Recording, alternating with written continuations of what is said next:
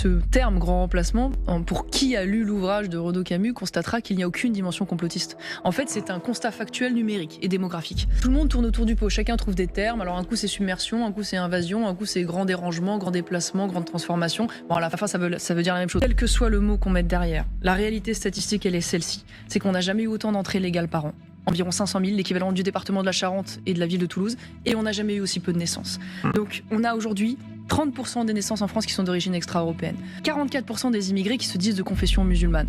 On a quasiment 60% de prénoms arabo-musulmans qui sont nés en 93. Donc ce qu'on appelle grand remplacement, grand dérangement, ça s'appelle l'islamisation de la France en fait. La réalité, je vous le dis, statistique, c'est que si on continue sur cette trajectoire, demain, en effet, les Français qu'on appelle d'origine française, de souche, qui sont le porteur de la culture aujourd'hui dominante européenne, peuvent être minoritaires. La réalité, c'est que l'islam, quand il est dans une situation majoritaire, devient hégémonique. Et donc, imaginez qu'on puisse faire cohabiter demain une communauté de confession musulmane devenue numériquement majoritaire, ce qui est une perspective possible en France en conservant l'identité française, c'est faux. Voilà, la France aura le même nom, elle aura peut-être les mêmes frontières géographiques, mais ce ne sera plus la même personne.